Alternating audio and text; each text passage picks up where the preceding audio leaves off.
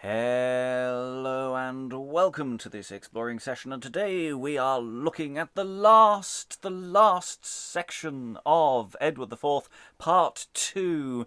Can we have an R from the room, please? We've really enjoyed this play so far. It has been full of highs and lows and excitement and really wild things, and we are going from scene 20 to the end of the text today as we conclude the narrative of Edward IV, even though Edward IV has been dead for at least a session now. So it's sort of the mess of Edward IV.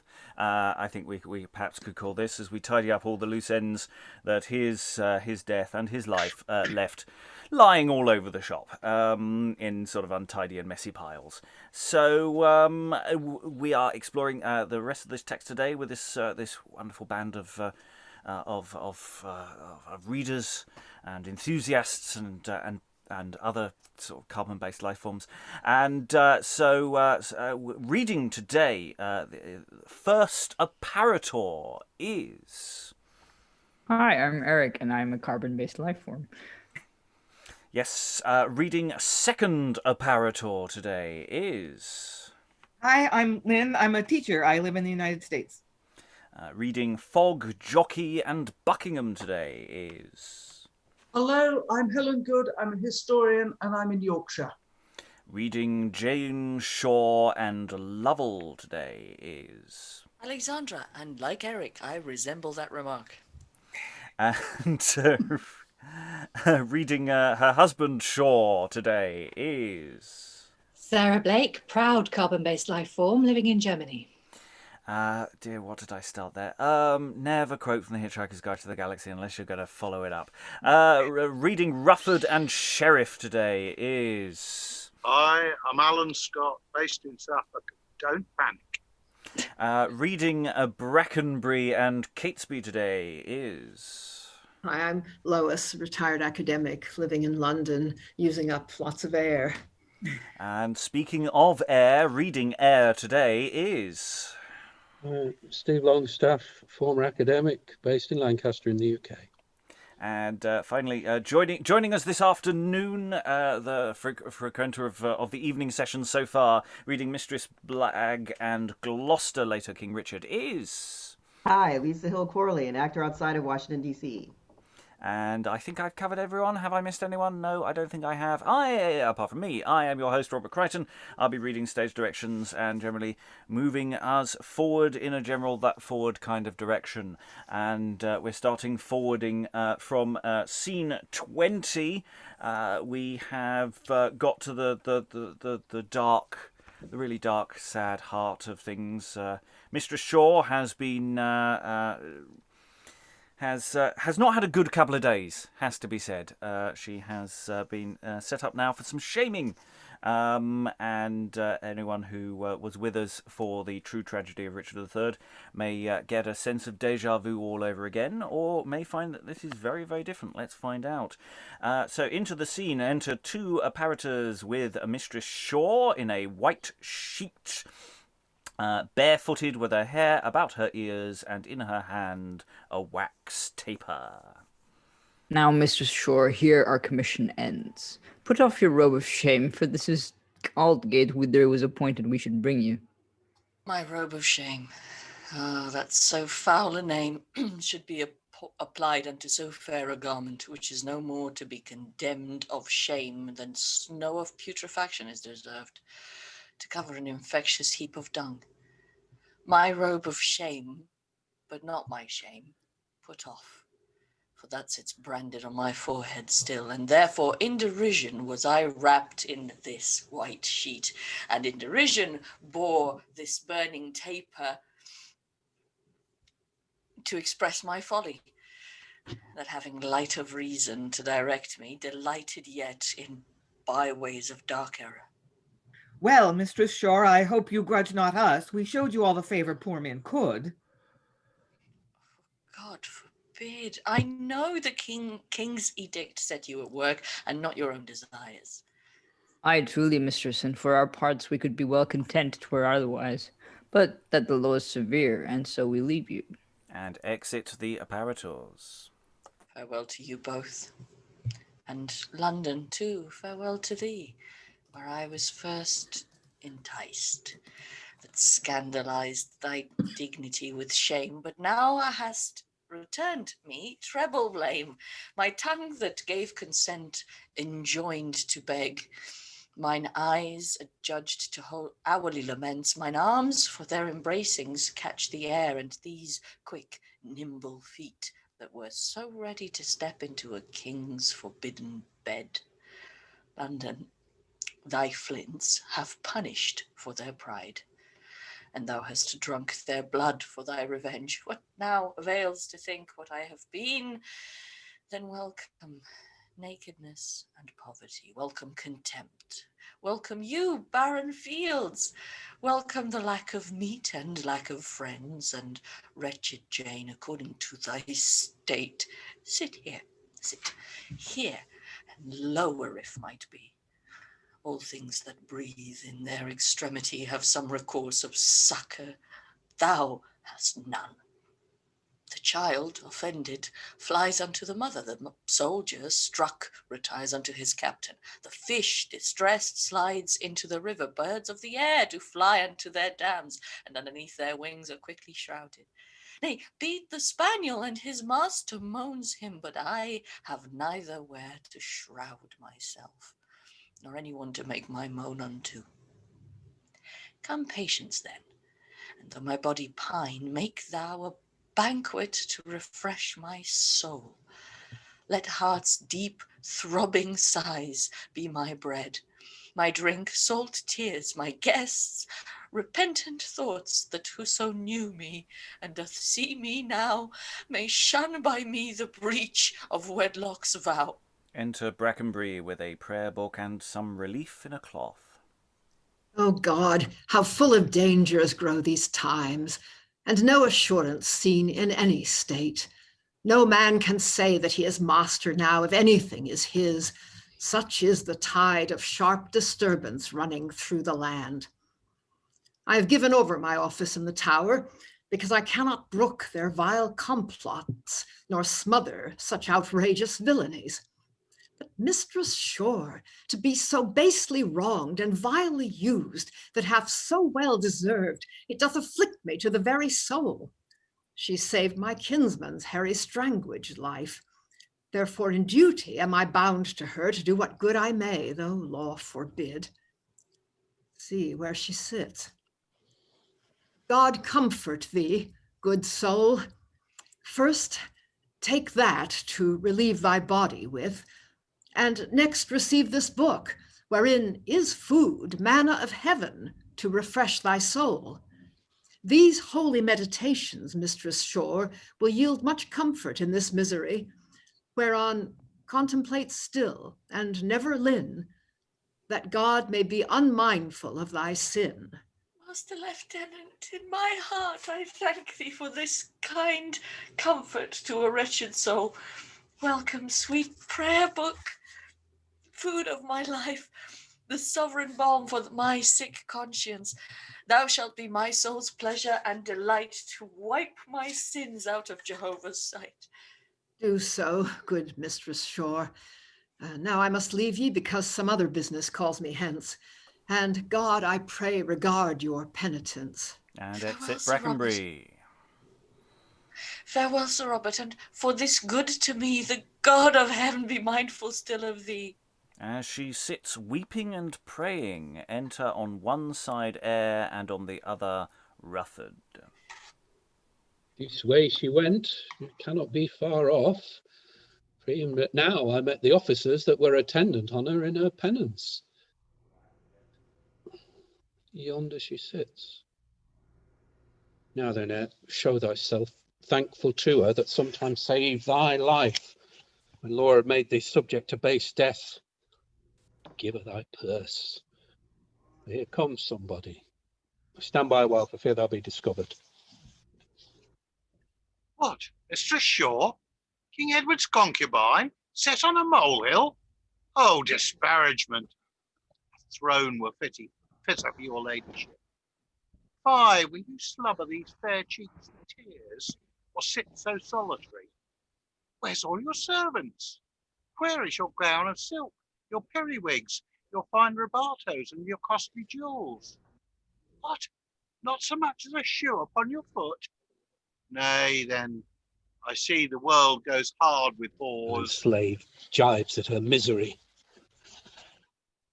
Now, whether it is better to be in court and there to beg a license of the king for transportation of commodities, than here to sit forsaken as thou dost.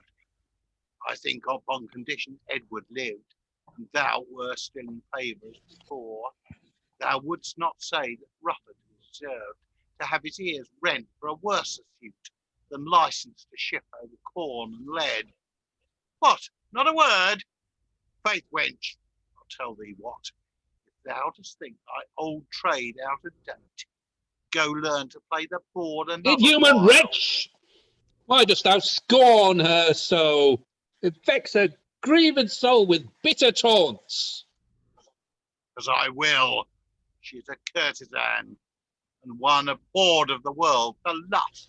If all thy faults were in thy forehead writ, perhaps thou wouldst thyself appear no less, though much more horrible than she doth now. You are no judge of mine, sir. Why know thou of her? The world hath judged and found her guilty, and 'tis the king's command she be held odious. The King of heaven commandeth otherwise, and if thou be not willing to relieve her, let it suffice thou seest her miserable. Study not to amplify her grief. And enter Mrs. Blague, poorly dressed, begging with her basket and clap dish. Other woeful spectacle comes here. When Rufford looks away, Ayre gives his purse to Jane Shore. Mistress, take that and spend it for my sake. Oh, I am pinched with more than common want. Where shall I find relief? Good gentlemen, pity a wretched woman like to starve, and I will pray for ye. 1/2 penny, for Christ's sake, to comfort me withal. What, Mistress Blague? Is't you? No marvel, sure. You should be relieved. A halfpenny, quotha? I marry, sir, and so be hanged myself. Not I. This gentleman may, if he please, get you to your companion, Mistress Shore, and then there is a pair of queens well met. Now I bethink me, I'll go to the king, and tell him that some will relieve Shore's wife, except some officer be appointed that carefully regards it be not so. Therefore, myself will I make offer to him, which questionless he cannot accept. So shall I still pursue Shore's wife with hate, that scorned me in a high whore's estate. And Rufford exits. Good gentlemen, bestow your charity, 1 single halfpenny to help my need. Not one. Were I the master of the mint. What? Succour thee that didst betray thy friend. See where she sits, whom thou didst scorn indeed. Therefore rightly art thou scorned again. Thou thought'st to be enriched with her goods. Thou hast but lost thy own and hers, and for my part, no, I would save thy life, thou shouldst not get so much as a crumb of bread. Pack, counterfeit, pack away, dissembling drab. Oh, misery, but shall I stay to look her in the face, whom I so much have wronged? Yes, Mistress Blague, I freely pardon you. You have done me no wrong. Come, sit by me. 'Twas so in wealth, why not in poverty? Oh, willingly, if you can brook her presence, whom you have greater reason to despise. Why, woman, Richard that hath banished me and seeks my ruin, causeless though it be, do I in heart pray for, and will do still. Come thou and share with me what God hath sent. A stranger gave it to me, and part thereof I do as freely now bestow on you. I thank you, Mistress Shore. This courtesy renews the grief of my inconstancy.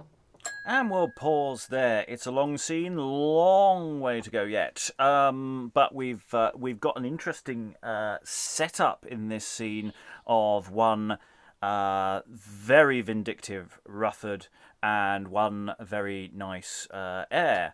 And I'm again thinking back to the True Tragedy of Richard III and the difference between the scene there, which was actually primarily about people being afraid or finding excuses not to help Jane Shore.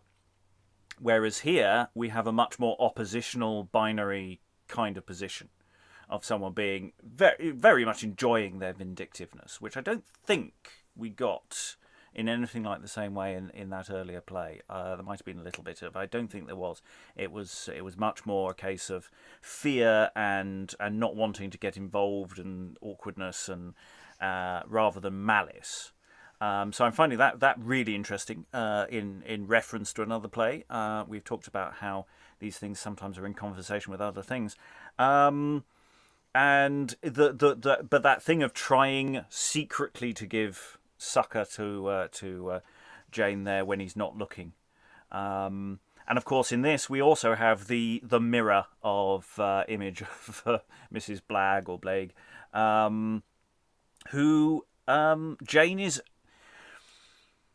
too nice to again. I mean, it's that thing of it's almost like if it was a different play, I'd go, she's just being really nice just to make Blague feel bad. But Jane's obviously too nice for that kind of thing. Thoughts from the room. Jane, how's it for you? How you finding this as a part and this as a scene so far? It's really nice to have had the setup of the previous play, I think, for this moment, because we had that scene, that very late scene in Edward IV Part 1, where she's just been elevated to her position and she's out doing good and various people come with suits to her.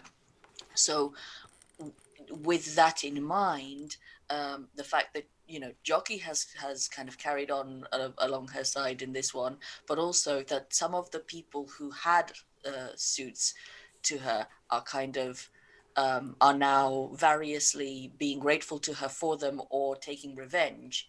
It's not just something we've heard about, it's something we've directly seen her do.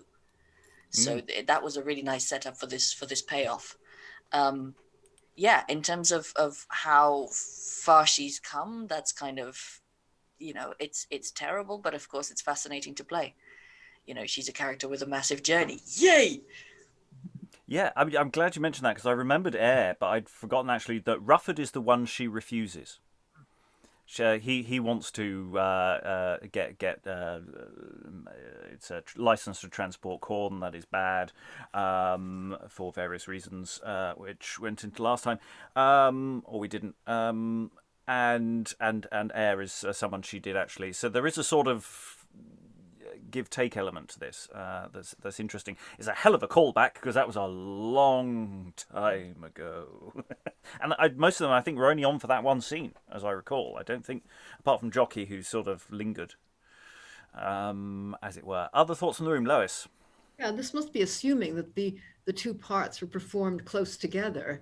I imagine this thing was revived a lot if it was so popular that it went through so many editions. So it's just interesting that they are expecting the audience to remember this, I think, and because it's part of the whole, what goes around comes around message of this whole part of the play. The other thing is that, Jane's soliloquy, which I found very, very moving, does again sort of assume that she was willing to become King Edward's mistress, whereas it seemed to me that pretty well everything in Part 1 indicated that she had no choice, that she was really forced into it. I don't know whether this is because she's just buying the public view of herself and has internalized it, or whether it's just part of the difficulty that the dramatists had with making her both sympathetic and guilty.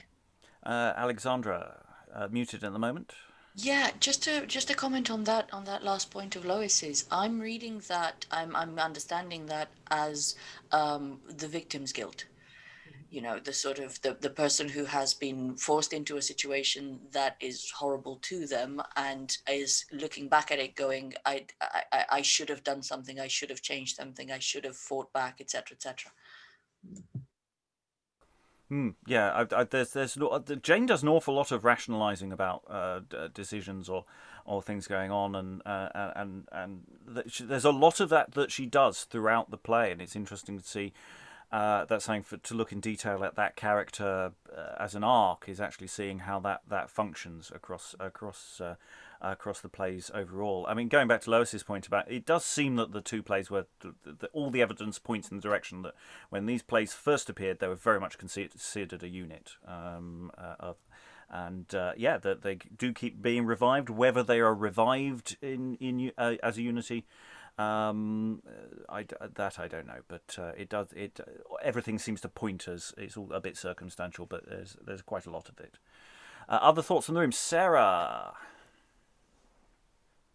Still muted. Muted. I know I keep banging on about the great psychology in this play, but I think that is what would make it such a strong choice for being revived for a modern audience. And I think there are a couple of things that come out in this scene that actually speak quite well to issues that are going on at the moment. One is what Alexandra was talking about in terms of that internalization of guilt, like the way traumatized victims can actually internalize the sort of the guilt that others put upon them. And I mean, that line that she has where she talks about tripping into the king's bed, I mean, you could do so much with that line. And then the other thing is Rufford, and just the way in which, I don't know, a certain section of humanity just always seems to feel the need to actually, when they are given license to be really horrible, they go for it. You know, when you're put in these extreme situations, you see what humanity is capable of. You see Ayre there, who's doing the right thing, being generous, being compassionate, showing empathy, being kind. And then you have Rufford, who just takes that opportunity that Richard's decree has given him and just goes for it, allows that really, doesn't just allow it, but revels in that really dark side of human character. And again, I think that's obviously got resonance. You get the impression that Rufford today would definitely be in certain chat rooms. Absolutely, he definitely has a Reddit account, doesn't he? He would. So it's weirdly these like two issues that have actually been brought up quite significantly through social media. I think they're both embodied in this one scene. So I just think this is such a good play to be revived now. Alan, I saw a hand. Yeah, I mean, my thought on Rufford is that, revenge is a dish best eaten cold. He was done down. He didn't get what he was expecting or hoping for. And the tables are turned. I don't see a problem with him trying to get his own back. Well, I mean, you say you don't have a problem with him. I mean, he was clearly not worthy of being given money in the first place. She was absolutely right about him. He's a git. It's. What was I going to say? I was going to say something. Yeah, it's that last bit with Mistress Blague coming on, and of course we've been in the previous scene. There's that sort of yay, she's been dragged away as well kind of moment, but then you actually get that thing of going, actually no, it's really quite horrible still.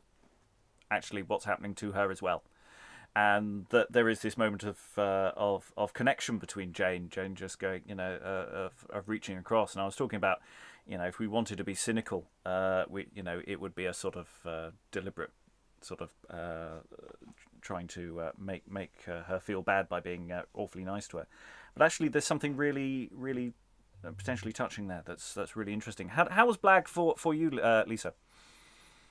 I think that one of the saddest parts I thought is like they could have had this all along. Like they could have gone through all of this together, because Jane, with her forgiving Mistress Blague, I'm not going to say it all wiped it away, but like they didn't have to go through all of that. They could have just had this friendship throughout the whole thing and been a comfort to each other. It's just kind of sad. That's like, okay, well they finally found it, but man, What a waste, you know.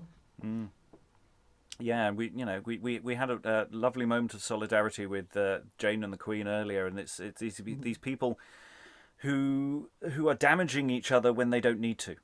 Right. And if they'd actually worked together, life might not have been better, but maybe they'd have been better prepared in some way, or that they didn't have to be. To play the game. Playing the game is what makes you lose. Also still timely, which is why we still study this work, you know. Yeah, absolutely. Any additional thoughts before we finish the scene? Because we still have half a scene to go. Eric?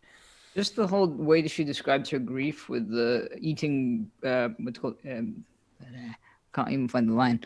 Let heart's deep throbbing sighs be my bread, my drink, salty tears, and all that. That's just very, like, I don't know, just the language is great as well. It's like she gets a lot of great lines, as we've said.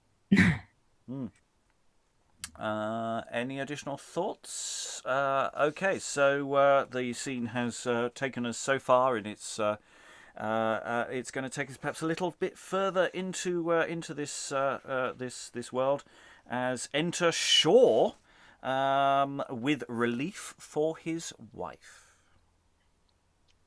Yonder she sits, how like a withered tree that is in winter leafless and bereft of lively sap sits the poor, abject soul. How much unlike the woman she is now, she was but yesterday. So short and brittle is this world's happiness. But who is that? Oh, false Mistress Blague, how can thou brook her Jane? Ay, thou wast always mild and pitiful. Oh, hadst thou been as chaste, we had been blessed. But now no more of that. She shall not starve so long as this, and such as this, may serve. Here, Mistress Shaw, feed on these homely cates, and there is wine to drink them down withal. Good sir, your name that pities poor Jane Shaw, that in my prayers I may remember you. No matter for my name. I am a friend that loves you well. So, farewell, Mistress Shaw. When that is spent, I vow to bring you more. And God's exit blessing Shaw. be your guide where'er you go. Thus, Mistress Blague, you see, amidst our woe, for all the world can do, God sends relief, and will not yet we perish in our grief.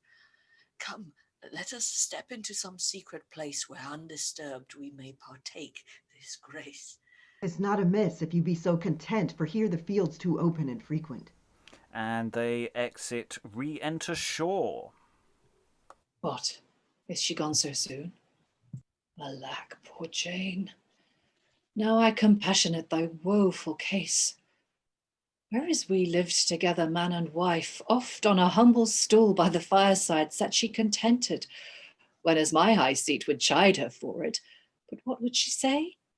Husband, we must both lower sit one day. And I dare swear she never dreamed of this. But see, good God, what prophesying is. Enter Rufford and Fogg with the counterfeit letters patent. Shaw stands aside. This is King Richard's hand. I know it well. This of thine is justly counterfeit, as he himself would swear it were his own. The king's hand counterfeit? List more of that. Why, every letter, every little dash, in all respects alike. Now may I use my transportation of my corn and hides without the danger of forbidding law.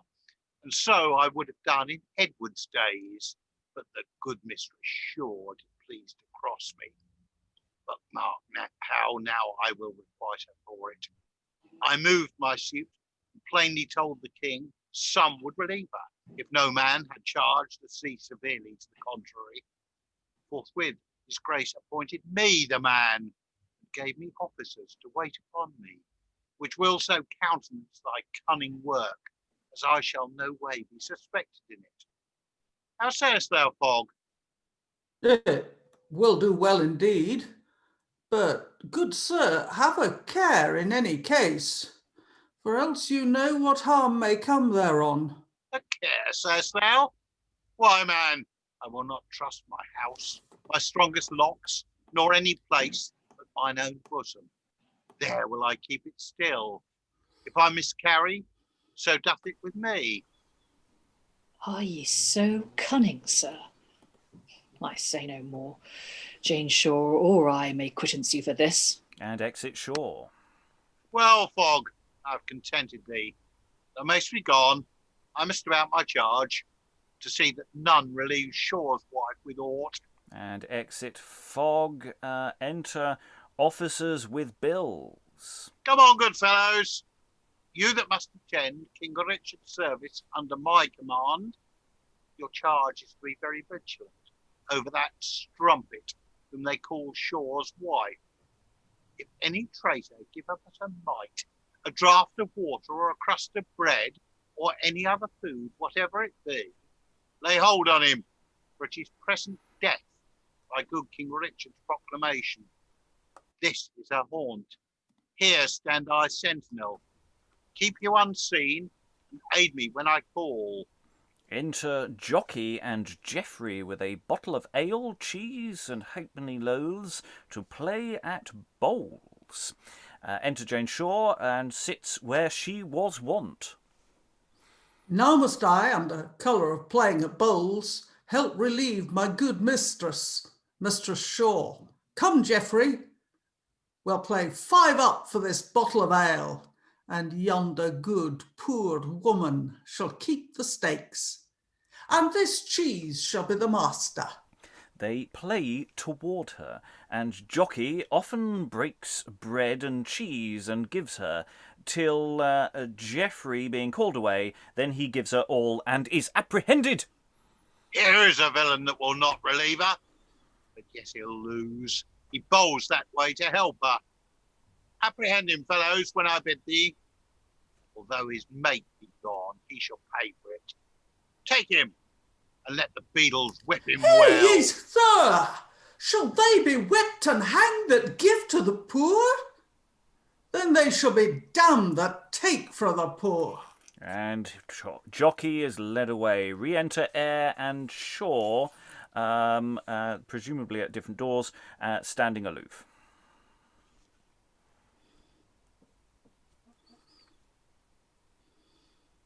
Yonder sits the sweet forsaken soul to whom forever I stand deeply bound. She saved my life.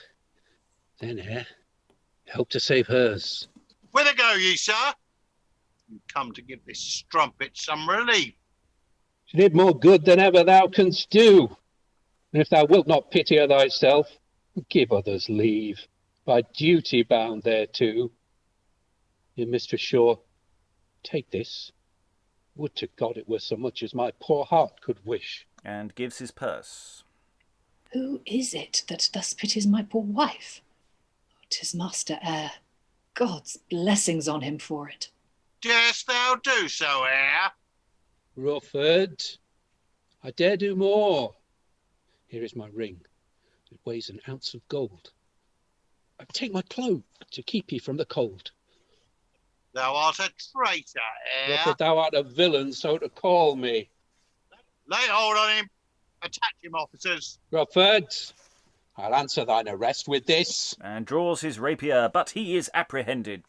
All this contending, sir, will not avail. This treason will be rated at thy life. Life is too little for her sake that saved it. Is he a traitor, sir, for doing good? God save the king! A true heart means no ill.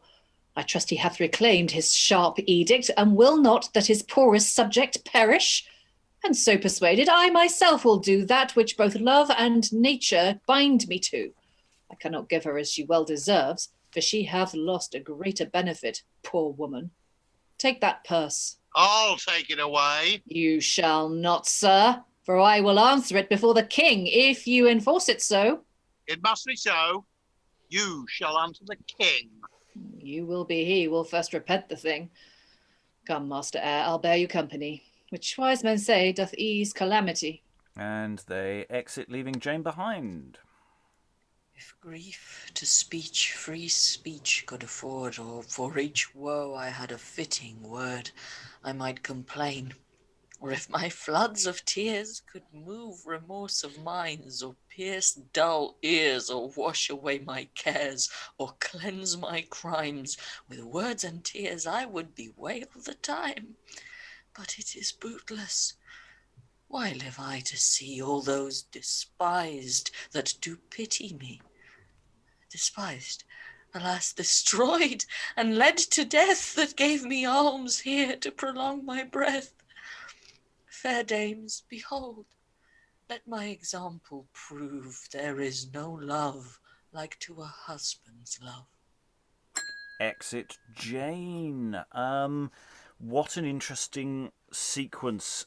We get a bit of action, not a bit of shuffling there, but we also get this sort of quiet, extended interlude of bowls with and food, which is sort of lightly comic, but is also very serious and really interesting, and the way that plays, and that presumably takes quite a long time. This is already a very long scene. But we've got this moment, and it's just the stage direction, a couple of lines long, but that's actually quite a big bit of business, and potentially really quite effective, because it could be this quite complicated little game of misdirection, and it's only when he gives her all. It's only when there's a distraction, and it just tries to pass the rest of it off, that it all goes wrong and he gets apprehended. So I find that really interesting. Lois. Yeah, it's really odd because that stage direction includes this other actor who's not really doing anything, who's a sort of stooge, I guess, for the clown. And it says he's called away. Somebody has to call him away. I mean, this is some bit of business or dialogue that isn't even in the script. It's quite odd. I think. Well, I mean, the thing is, Geoffrey is there presumably to help play the game. I mean, presumably there's a two-person. One's running distraction. One's passing the food. Mm-hmm. So, the fact he's given a name, I don't think he needs any dialogue. And I think, being called away, I think it's just a matter of there's something that just distracts him, or something that because it feels like there must be a rhythm to whatever they're doing. So there's a thing and the thing and the food is passed, and there's a thing and a thing and the food is passed. There's a thing and he gets distracted and the food, quick, give all the food to kind of thing. So, Geoffrey, it's lovely he gets a name. It's nice, because when you're an actor, the last thing you want to do is in your credits get, man with cheese. Man with dog. You want a name. You want a name. So good on author here. Helen, then Stephen. The last line of the scene. Does this mean that Jane has finally recognised her husband? And if so, where? Sometime when he's arguing with Rufford? No, I think this is, the line is ambiguous. It means there is no love like the love you should bear your husband. I mean, she's saying the moral, because I'm sure the dramatist is saving up for a big recognition scene. It didn't feel like she'd noticed, or there's no indicator. Particularly, and it doesn't seem like Shaw at any moment went, ta-da, or anything like that. But maybe we'll be proved wrong. I think we'll find out in the next coming scene. Stephen, then Sarah. Well, back to the bowls again. I wonder if thinking about what Jane Shaw is doing might be part of our understanding of it as well. Because, she's very, very eloquent about her plight in various ways, but she doesn't really talk about, starving to death.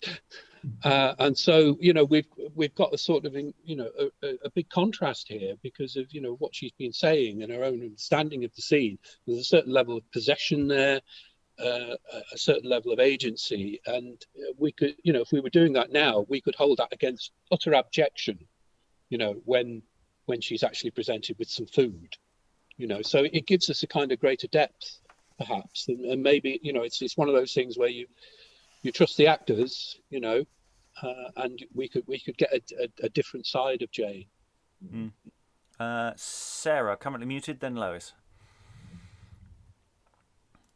Yeah, I was just going to say in answer to Helen's question, think I think that last line is connected to earlier, where earlier in the speech where she her complaint basically, wash away my cares or cleanse my crime. I think that's what she's thinking about when she says there's no like to a husband's love.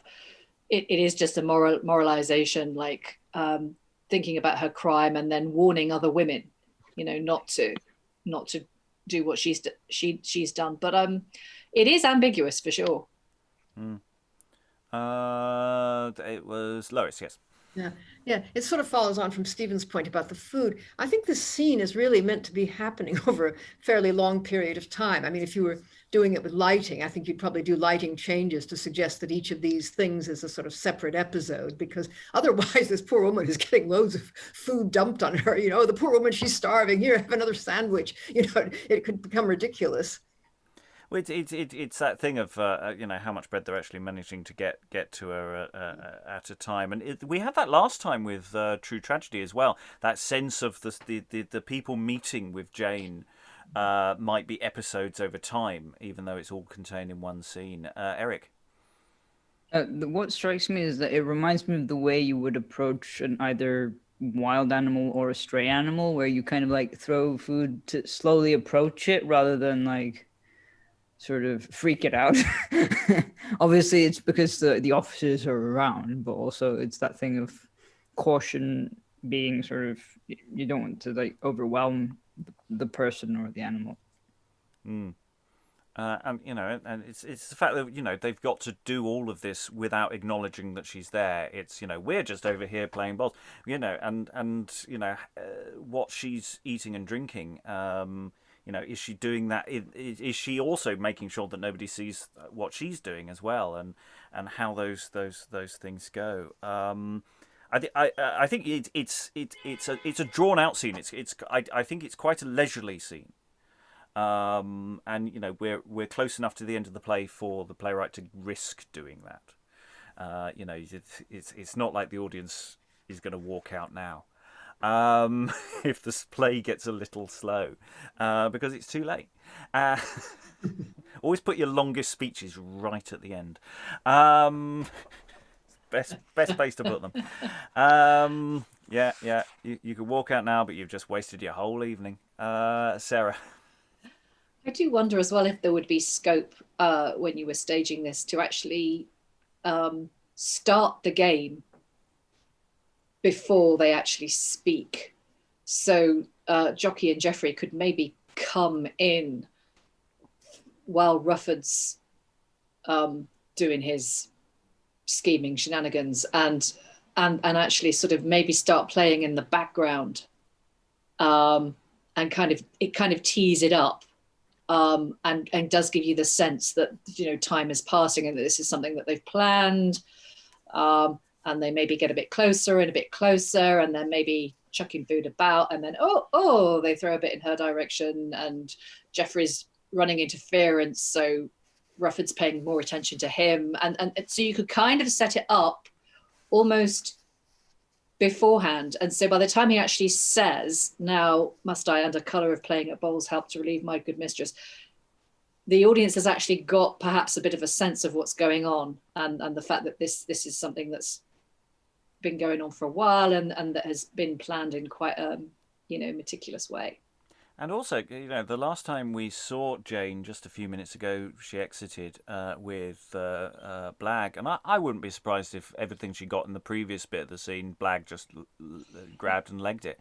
I really wouldn't pull it past her. That might be a bit of physical business one throws in to just continue showing the cruelty of humanity. We do need to move forward now, I'm afraid. But again, it's another example in this play of these set piece scenes that do so much within them and have so much potential. You could workshop this scene for ages, as we can, dozens of this of scenes in this play. Every scene is this we've talked about this being full of little episodic moments, both in the way it focuses on certain parts and then sort of abandons them and moves on, but also on a scene-by-scene basis. It's very contained, and I find that really interesting. But anyway, we must move on to scene 21, and we have the entrance of King Richard, Lovell, Catesby, and Rufford, with Shaw and Ayre pinioned and led betwixt two officers.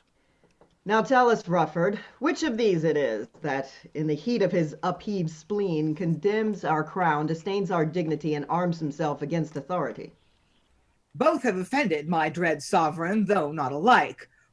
Yet both faults capital. These lines declare what, when, and where it was. Which is that Ayre? This young man, my liege. I thought it was some hot distempered blood that fired his giddy brain with business. Is thy name Ayre? It is. This paper says so. Perish may he that made that paper speak. Ha! Dost thou wish confession unto us? This paper is the organ of our power, and shall pronounce thy condemnation. We make it speak thy treasons to thy face, and thy malicious tongue speaks treason still. Believest thou Shore's wife in contempt of us? No, but her just desert. She saved my life, which I had forfeited, whereby my goods and life she merited. And thou shalt pay it in the selfsame place where thou this man, our officer, didst outface, and scorned us, saying, if we stood by, thou wouldst relieve her. I do not deny, for want of food her breath was near expired. I gave her means to buy it, undesired. I rather choose to die for charity than lived condemned of ingratitude. Your good devotion brings you to the gallows. He hath a sentence. Rufford, see him hanged. They lead out Ayre. Now, sir, your name? Is it not written there? Here's Matthew Flood. That is his name, my lord. Thy name Flood. So Master Rufford says. Flood and air, the elements conspire in air and water to confound our power. Didst thou relieve that hateful wretch, Shore's wife? I did relieve that woeful wretch, Shore's wife. Thou seemst a man well stayed and temperate. Dost thou infringe our proclamation? I did not break it. Yes, and added more, that you would answer it before the king. And added more, you would repent the thing. Who, I? His Highness knows my innocence, and ready service with my goods and life answer thy treasons to his majesty. What canst thou say, Flood? Why thou shouldst not die? Nothing. For I am mortal and must die when my time comes, but that I thinkst not yet. Although God knows each hour I wish it were, so full of dolour is my weary life. Now say I this, that I do know the man which doth abet that traitorous libeller, who did compose and spread that slanderous rhyme, which scandals you, and doth abuse the time. What libeller? Another Collingborn, that wrote the cat, the rat, and Lovell our dog, do rule all England under a hog. Canst thou repeat it, Flood?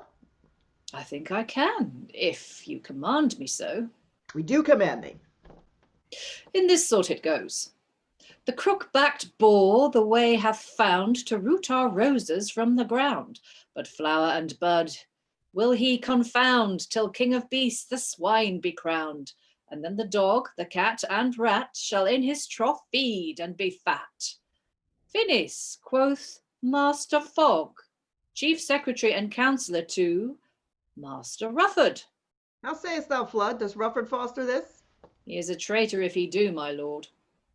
I foster it. Dread lord, I ask no grace if I be guilty of this libeling. Vouchsafe me justice, as you are my prince, against this traitor that accuseth me. What justice cravest thou? I will combat thee, in sign whereof I do unbutton me, and in my shirt my challenge will maintain. Thou calls me traitor, I will prove thee one. Open thy bosom like me, if thou darest. I will not be so rude before his grace. Thou wilt not ope the pack of thy disgrace, because thy doublet's stuffed with treacherous libels. Catesby, tear off the buttons from his breast. What find thou there? Ah, your Highness' hand and seal for transportation of hides, corn, and lead. Traitor, did I sign that commission? Oh, pardon me, most royal king. Pardon, to counterfeit my hand and seal. Have I bestowed such love, such countenance, such trust on thee, and such authority, to have my hand and signet counterfeit? To carry come the food of all the land, and lead which may answer annoy the land, and hides whose leather must relieve the land, to strangers' enemies unto the land. Didst thou so nearly counterfeit my hand? Not I, my liege, but Fogg, the attorney. Away with him, Lovell and Catesby. Go command the sheriffs of London presently to see him drawn and hanged and quartered. Let them not drink before they see him dead. Haste you again. Well, Flood, thou art my death. I might have lived to have seen thee lose thy head. Thou hast but justice for thy cruelty against the guiltless souls in misery. I ask no favour if I merit death. And exeunt Lovell and Catesby with Rufford. Cravest thou no favour? Then I'll tell thee, Flood, thou art a traitor, breaking our edict by succouring that traitorous queen, Shore's wife, and thou shalt die. If I have broke the law? If, traitor, didst thou not give her thy purse, and dost thou not maintain the deed? Re-enter Lovell and Catesby. I do. If it be death to the relenting heart of a kind husband, wronged by a king, to pity his poor, weak, seduced wife, whom all the world must suffer by command to pine and perish for the want of food, if it be treason for her husband, then, in the dear bowels of his former love, to bury his own wrong and her misdeed, and give her meat, whom he was wont to feed, then Shore must die. For Flood is not my name, though once I took it to conceal my shame. Pity permits not injured Shore pass by and see his once loved wife with famine die. Lovell and Catesby, this is Shore, indeed, Shore. We confess that thou hast privilege and art accepted in our proclamation, because thou art her husband, whom it concerns, and thou mayst thoughtfully relieve thy wife. Upon condition thou forgive her fault, take her again and use her as before. Hazard new horns. How say thou, wilt thou, Shore? If any but your grace should so upbraid, such a rude reproach should roughly be repaid. Suppose for treason that she lay condemned. Might I not feed her till her hour of death, and yet myself no traitor for it? Thou mightest. And why not now? Oh, pardon me, dread lord. When she hath had both punishment and shame sufficient, since a king did cause her blame. May I not give her food to save her life? Ye never take and use her as my wife? Except thou take her home again to thee. Thou art a stranger, and it shall not be. For if thou do, expect what doth belong. I never can forget so great a wrong. Then never feed him who thou canst not love. My charity doth but compassion move. Move us no more. Lovell, let Ayre be hanged, just in the place where he received Shore's wife. Shore hath his pardon for his first offence. The name of husband pleads his innocence. Away with them. Catesby, you come with us. And they exit. Okay, we've had discussions about Shore before. I feel another Shore-based discussion about what's going on here. Let's start with the beginning of the scene. Sowing discontent and confusion amongst the vices. It feels like there, isn't it? It's oh yeah, I can say this scurrilous rhyme about you, yeah, and say who wrote it, them, look, ooh, and then within their clothing, the condemning evidence is found. It's very Respublica-ish. You can almost hear the money bags falling out of avarice at that moment. That is wholly unbelievable, but really fun. He does rather paint Gloucester as a bit of an idiot for this scene functioning in the way that first half of the scene does. And flood and air, the elements conspire. There's some really nice lines in there. Thoughts from the room? Who wants to leap in? Alexandra. On an entirely unrelated subject, and this may have been addressed already, I really like that Shore gives Flood as his pseudonym. So you get, he's disguised as his own antithesis almost. I like it. Yes, flood crashing over his shore, as it were. Yes, I suppose a flood would cover the shore, wouldn't it? So it's a cover. It covers nicely as a disguise. Yeah, I like that. Yeah, really nice. Lynn.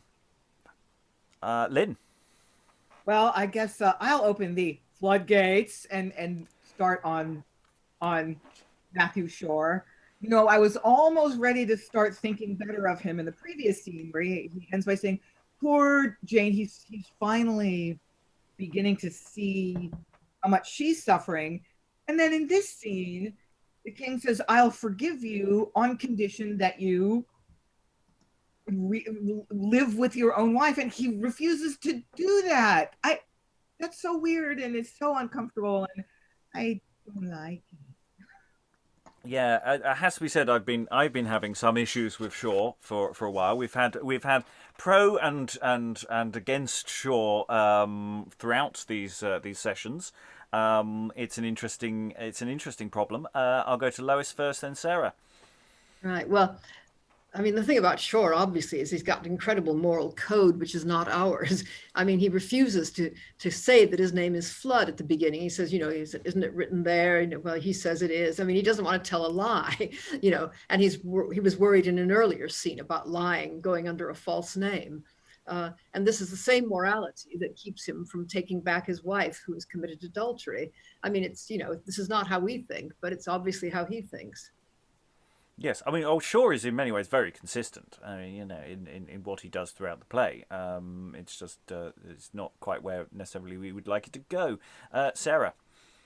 Yeah, I mean, as you know, I have done a lot of eye rolling over Shaw over the last few days, but actually, I think it all pays off here because if we hadn't had him whining constantly earlier on. Then this scene would actually seem like why won't he take her back? But actually, because we know who he is, because he's told us over and over again, he's told us how he feels about this, how it's cut him to the soul, how he just can't cope with it. He's then, because he is basically a good man, he's then overcome by compassion enough to help his wife. But he's not enough to take her back, and I think that's perfectly consistent with his character. So while I agree with Lynn that the playwright's done a really good job with the characterization here, because it makes him a well-rounded character and a totally believable character, in that he has enough compassion to want to help her, but he still can't overcome that basic horror and sort of sense of shame that he has for what's happened between her and Edward, and I just think it's been beautifully set up. Stephen, muted at the moment.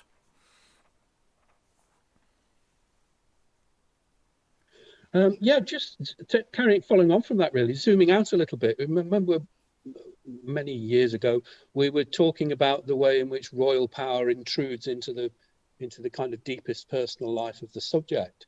And there's a symmetry here, isn't there? That we have another king saying to him, this is what needs to happen now with your wife. So this is the second time he's been subjected like this. And the king doesn't have to say, you can't relieve her unless you take her back. So it's slightly different, isn't it?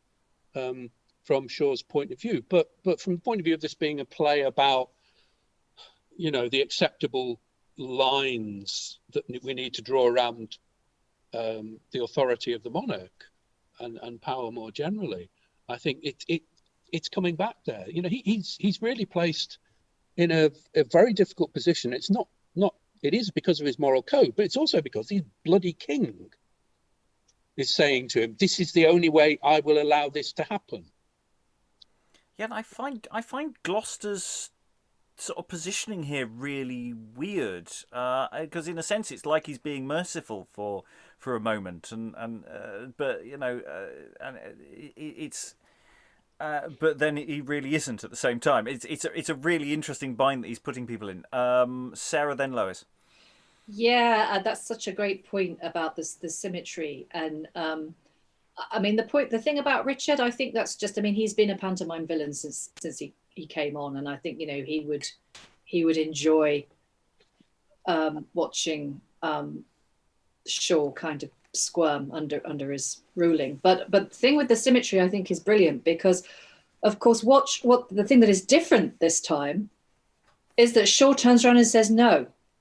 He doesn't have the option to turn around and say no with Edward, whereas this time with this king making some crappy rule about his wife, he actually turns around and says, nope, I'm not doing it. And he's not happy about it, but he does at least get to say no. And so I wonder if that is setting up some kind of closure for Shaw's character, because that symmetry is such a great thing. I hadn't actually made the connection till you said, Stephen, but it does make perfect sense that he would actually finally, having spent all this time being able to just not do anything other than kind of moan about it, he finally actually does get to make a decision, and kind of that gives him some autonomy back in a way. Lois. Yeah, I mean, it would be a fascinating part to play, wouldn't it? I mean, trying to work out a way of making the audience aware that this is somebody's absolute moral, religious determination to do the right thing, you know, and yet do something that would horrify, I think, most of the audience. But I mean, Gloucester is clearly setting this up as a humiliation. I mean, that thing about, you know, take her back and beware of horns, you know, that's just the classic attitude to the cuckolded husband. I mean, and we can all have a good laugh at you now, you know, but it's not just that it's humiliation. It's just, I mean, it's impossible really to, I think, to understand this attitude now. Obviously, one wants Shaw to start saying, why should there be one law for men and another for women? But he's not going to. Alexandra, last call before I move on. Just that it's, you know, whatever we might feel about his choices, it's such a wonderful setup, and as you said, something so wonderful to play when what the character is given is a choice between the two kind of most important aspects of his own philosophy, or of his own kind of, you know, the two things he wants most, and having to choose between them is so horrible. And the way in which that is set up through the scene is really bloody brilliant. So great writing. Excellent. Okay. We're heading towards a conclusion, as it were, and we're going into scene 22. And yes, remember, lots of characters are not having a great day. So first off, not having a great day, Jockie is led to whipping over the stage, speaking some words. This isn't what you've got there, but I've got some additional stuff here. Jockie is led to whipping over the stage, speaking some words, but of no importance. That's my Jockie. Yeah. So, clown improv that. Then there is young Ayre brought forth to execution with the sheriff and officers, Mistress Shaw weeping and Master Shaw standing by. Good Mistress Shaw, oh, grieve me not with your tears. Let me go in quiet to mine end. Alas, poor soul was never innocent thus put to death. What the more's my joy, that I am innocent. My death is the less grievous I am so. Master Ayre, the time hath been ere now where I have kneeled to Edward on my knees and begged for him that now doth make me beg. I have given him when he hath begged of me, though he forbids to give me when I beg. I have ere now relieved him and his, though he and his deny relief to me. Had I been envious then, as Richard now, I had not starved, nor Edward's sons been murdered, nor Richard lived to put you now to death. The more Jane is thy virtue and his sin. Come, sir, dispatch. Dispatch, say you. Dispatch you may it call. We cannot stay when death dispatcheth all. Lord, is my sin so horrible and grievous that I should now become a murderer?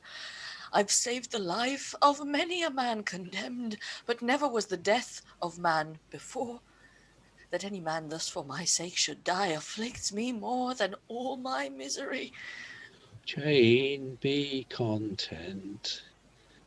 I am as much indebted unto thee as unto nature. I owed thee a life when it was forfeit unto death by law. Thou beggedst it of the king, and gavest it to me. This house of flesh wherein this soul doth dwell is thine.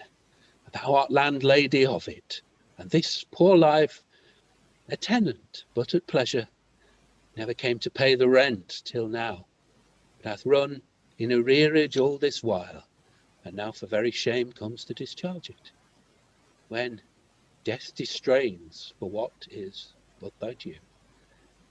I had not ought thee so much as I do, but by thy only mercy to preserve it until I lose it for my charity. Thou givest me more than ever I can pay. Then do thy pleasure, executioner. Now, farewell, kind, virtuous Mistress Shaw. In heaven we'll meet again. On earth, no more. He is executed. Farewell, farewell. Thou for thy alms dost die, and I must end here, starved in misery. In life, my friend, in death I'll not forsake thee. Thou goest to heaven. I hope to overtake thee. Oh, world, what art thou? Man, even from his birth, finds nothing else but misery on earth. Thou never, world, scorn'st me so much before, but I, vain world, do hate thee 10 times more. I'm glad I feel approaching death so nigh. World, thou hatest me. I thee, vain world, defy. I pray ye yet. Good master officers, do but this kindness to poor wretched souls, as let us have the burial of our friend. It is but so much labour saved to you. There, take his body, bury it where you will, so it be quickly done out of the way. And exeunt sheriff and officers.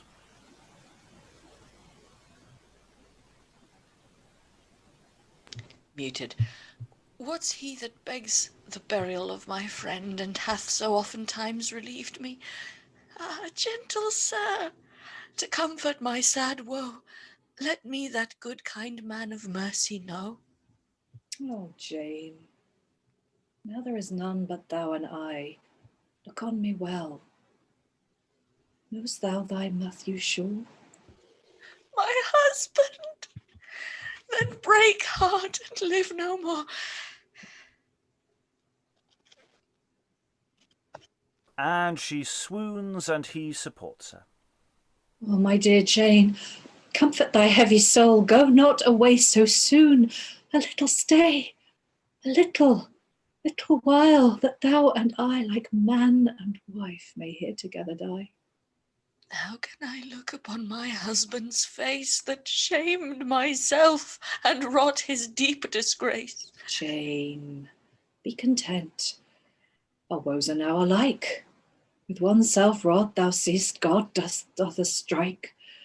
If for thy sin, I'll pray to heaven for thee, and if for mine, do thou as much for me. Ah, sure, is it possible thou canst forgive me? Yes, Jane, I do. I cannot hope thou wilt. My fault's so great that I cannot expect it. I' faith I do. As freely from my soul as at God's hands I hope to be forgiven. Then God reward thee, for we now must part. I feel cold death doth seize upon my heart. And he is come to me. Lo, here he lies. I feel him ready to close up my eyes. Lend me thy hand to bury this our friend, and then we both will hasten to our end. Here they put the body of young Ayre into a coffin, and then he sits down on one side of it and she on the other. Jane, sit thou there. Here I my place will have. Give me thy hand. Thus we embrace our grave. Oh, Jane, he that the depth of woe will see, let him but now behold our misery. But be content. This is the best of all. Lower than now we are. We cannot fall. Faint, how happy Ayre art thou, not feeling that which doth afflict us now. O happy grave, to us this comfort giving. There lies two living dead, here one dead living. Here for his sake, lo, this we do for thee. Thou look'st for one, and unpossessed of three. Oh, dying marriage, oh, sweet married death, thou grave which only shouldst part faithful friends, bringst us together, and dost join our hands. O living death, even ill this dying life. Yet ere I go, once, Matthew, kiss thy wife. He kisses her, and she dies. Oh, my sweet Jane. Farewell. Farewell, poor soul. Now, tyrant Richard, do the worst thou canst. She doth defy thee. Oh, unconstant world, here lies a true anatomy of thee. A king had all my joy that her enjoyed, and by a king again she was destroyed. All ages of my kingly woes shall tell. Once more, inconstant world, farewell. Farewell. And he dies. Sir Robert Brackenbury with 2 or 3 servants enter. Sirs, if the king or else the Duke of Buckingham do send for me, I will attend them straight. But what are these here openly lie dead? Oh God, the one is Mistress Shore, and this is Flood that was my man. The third is Master Ayre, who suffered death for his relieving her. They shall not thus lie in the open way. Lend me your hands and heavy hearts withal. At my own charge I'll give them burial. And exeunt with the bodies. They bear them hence. That's the end of the scene. All sorts of interesting questions here. Ayre is executed live on stage.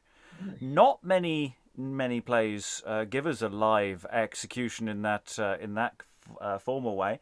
Lots of people die on stage, but we don't often get this level of thing. And then they put him in the body, and then they sit either end. I think that what a picture. Yeah. What a stage picture. And we get the recognition moment there. She swoons, and then they both die. How? Answers on a postcard. The script does not state how. I mean, do they just spontaneously die? Or is this a weird suicide pact thing going on here? Does one of them kill the other? What's going on? Or more importantly, what would you like to do in your production? The choice is yours. I'll go to Sarah first.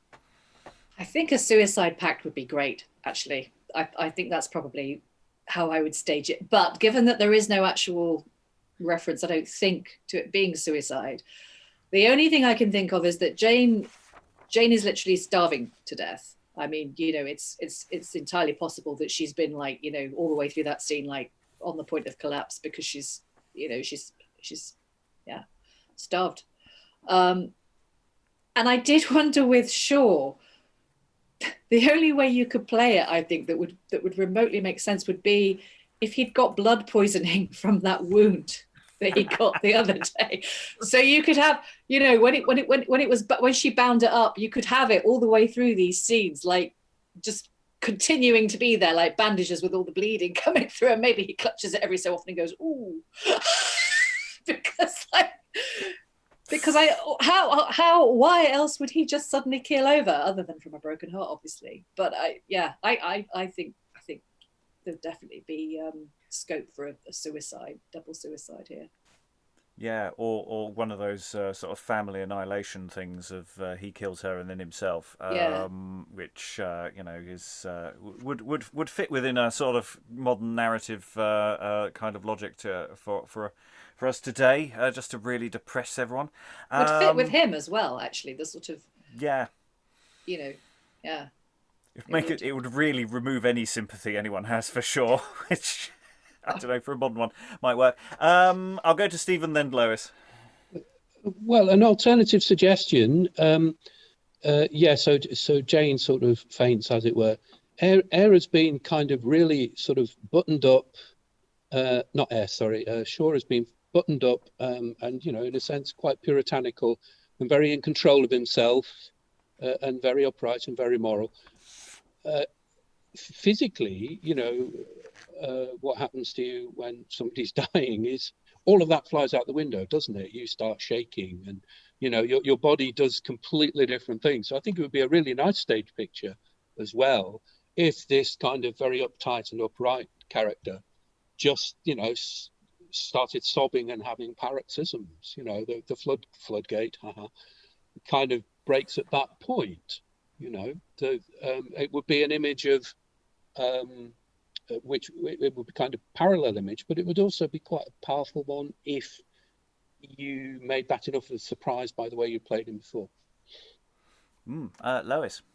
Yeah, I mean, I know our approach is what I suppose you'd call presentist. That is, we treat the people as if they were living now. But this deeply religious man is not going to commit suicide. He would have done it ages ago if he was going to do it. He was so miserable so many times and didn't kill himself. I think with Jane, you could play some of the earlier scenes with her simply refusing food, actually. I mean, people keep bringing it to her and she doesn't eat it because she wants to die and she feels totally guilty anyway. In his case, yes, I agree, something like that, actually. I mean, they clearly believe in this period that people can die from broken hearts and sort of will themselves into death. I'm sort of wondering what they do with Ayre because since he's not an aristocrat, he wouldn't have been beheaded. He would have been hanged, wouldn't he? I was just checking, actually, whether they said it. I think they said take him to be hanged. I haven't found it yet. Let Ayre be hanged. So they've just hung him. Yes, I think they were threatening quartering, which I very much doubt is going to be happening. I think that's one hell of a stage effect if you can pull it off. For one night only, Ayre will be performed by... It's like the Wicker Man revival I keep thinking of doing, live on stage with a different guest star every night. Do you like the smell of bacon? No. Eric. I was going to say something about the sort of symmetry of them like being on either side of the coffin, which is like sort of like the two boys who are dead and then, the two queens and so on. But also you could stage the hanging in a way that... I don't know, like maybe he steps behind sort of a curtain or something, and then you just see the sort of hanged body or something, depending on how you want to do it. Like, I don't know. Alexandra. Stage hangings. You can nowadays, and I'm sure you could have at the time. You can also stage beheadings. The National Theatre had a production that was set during the French Revolution that had a whole guillotine situation set up. It's inventive, and I think if the company had the means or the kind of bright idea of how to do it, it would be an amazing stage effect if it's never been seen before. And regarding Sarah's point on several people have made about the Shaws, we're probably supposed to assume they die of a broken heart in kind of the context of the world of the play, but from a modern perspective, because that's harder to sell, I think it's really, however it's done, the starvation and the wound sound really nice, but however otherwise it's done, I feel like for it to impact us most effectively as a modern audience, we need to see it set up in their previous scenes so that they don't just suddenly drop dead of a broken heart, but it's been prefigured. And now we see the end of that. Alan's just put in the chat about other hangings. And I think Spanish tragedy is a good example of. I'm just trying to think about revivals of Spanish tragedy and timings of things. But when also you've got in an Spanish effect. tragedy, you don't see a living person get hanged. You see a corpse hanged from a window, so that can easily be a. No, they hang out the sun, don't they? Yeah, but isn't it on like an arras type thing? It's not an actual hanging right by the neck, is it? I thought that's they were hanging and then they stab him. I forget. Anyway, I'm sure there's another hanging as well. There is a hanging. We've got hanging bodies all over the shop. I'm sure there's another hanging somewhere else that we've done. They all blur into one after a while. I'll go to Eric, then to Lynn.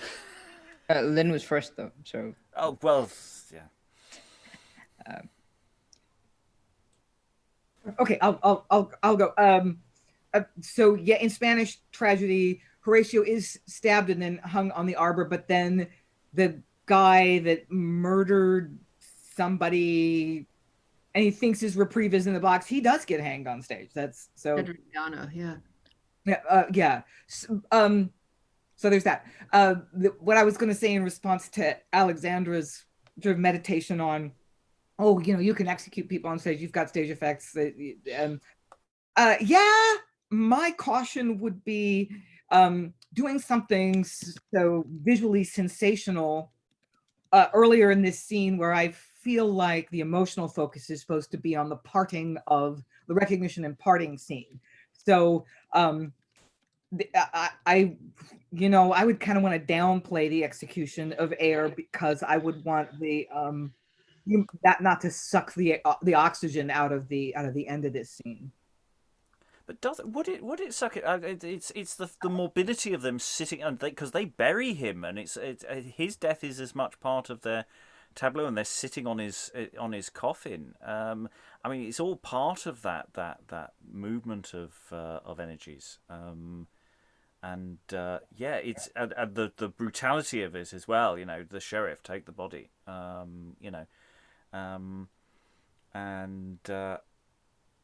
There's almost I know it isn't an appeal to the audience, but it does feel at times like they're appealing to the audience. Give us a hand. At one point, which would be one really weird bit of audience participation, which I'd love. Eric, you were next, sorry. I was going to say, like Lisa mentioned in the chat, harnesses are available, but the one version I was thinking of was like Jesus Christ Superstar, which is a terrible example because they don't really do it very well. The hanging of like Judas hanging himself and stuff. It's quite, it's sort of, he's on a harness, but also kind of flown upwards. It's just like, on a platform, and it doesn't really work very well. Although it is kind of dramatic in its own way. But I mean, It's interesting, Shaw, as well, in that sort of last speech he does. What does he go? Kings. Guy, kings are rubbish. The first one ruined me marriage, the next one's got me killed. I mean, you can't trust kings. And, obviously these two kings don't have a particularly good rep. Next one's all right. Any additional thoughts? I love the way, Brackenbury comes on and,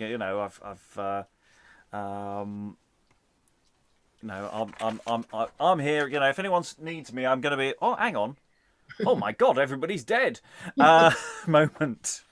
And I feel like that sort of really is a clue that, they have just spontaneously dropped dead, because you need a character to come on stage and say, they're dead. Because nobody says it.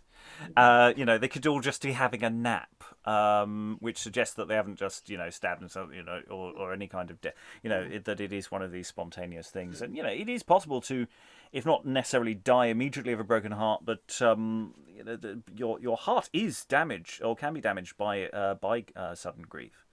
It's not entirely impossible. It's just it's less likely to kill you, but it certainly might reduce your life expectancy. That's in the sort of real world thing. Any final thoughts before we go into the final scene? There's only one more to go. No? Okay, let's go into scene 23. Enter King Richard, crowned Buckingham, who we vaguely heard about, but we haven't actually met yet. Lady Anne of Warwick, Lovell, Catesby, Fogg, and attendants. Most noble lords, since it hath pleased you beyond our expectations on your bounties to impale my temples with the diadem, how far my quiet thoughts have ever been from this so great majestic sovereignty, heaven best can witness. Now I am your king, long may I be so to deserve your love, but I will be a servant to you all. Pray God my broken sleeps may give you respite, but only that my blood doth challenge it. Being your lawful prince by true succession, I would have wished with all my heart I could this majesty had sit on the brow of any other. So much do I affect a private life to spend my days in contemplation.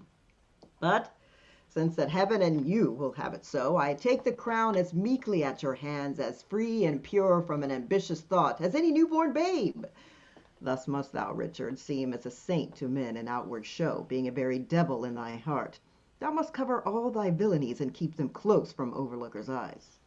My sovereign, by the general consent of all the lords and commons of the land, I tender to your royal majesty this princely lady, the Lady Anne of Warwick, judged the only worthiest of your love, to be your highness bride, fair England's queen. My royal princely cousin Buckingham, I see you strive to bless me more and more. Your bounty is so large and ample to me. You overflow my spirits with your great love. I willingly accept this virtuous princess and crown her angel beauty with my love.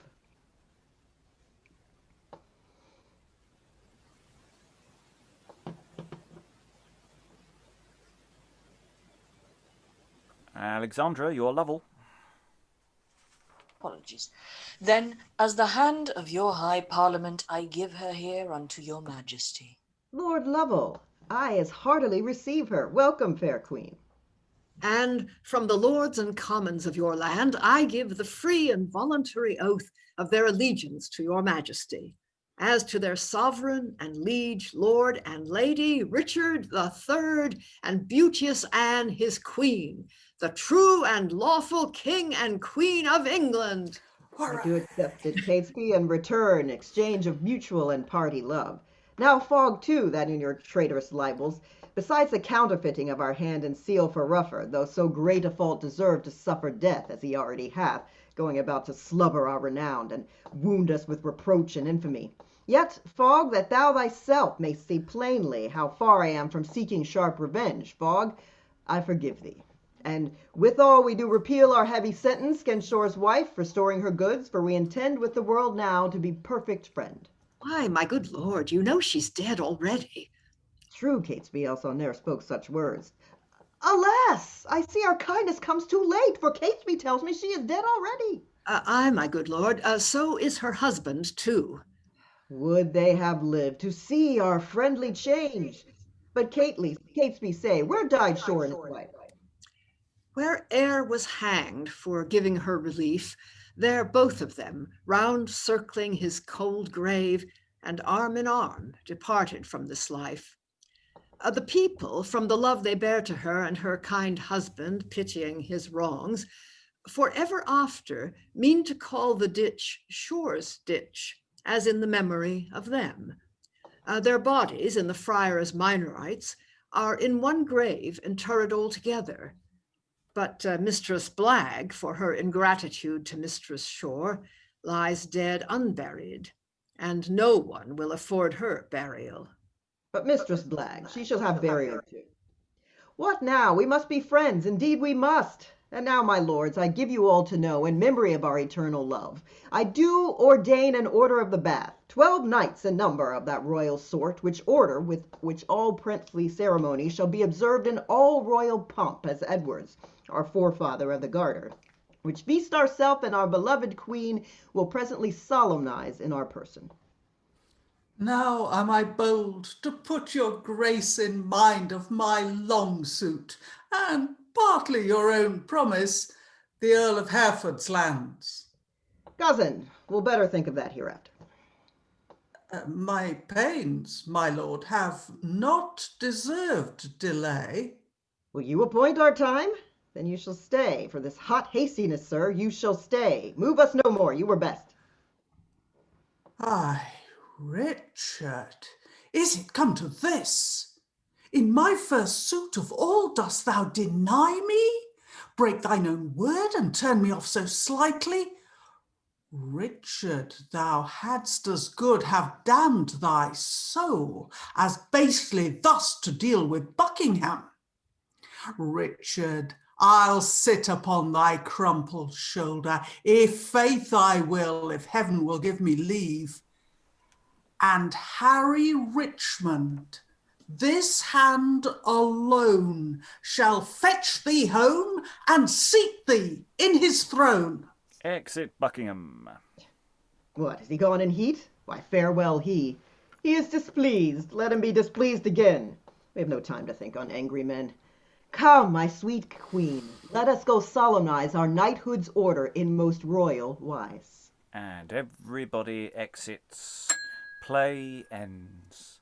Yes, we've all been there when we've seen from a distance, one of those great tragic stories of great figures in history, and the first thing that we do in commemoration of them is to name a ditch after them.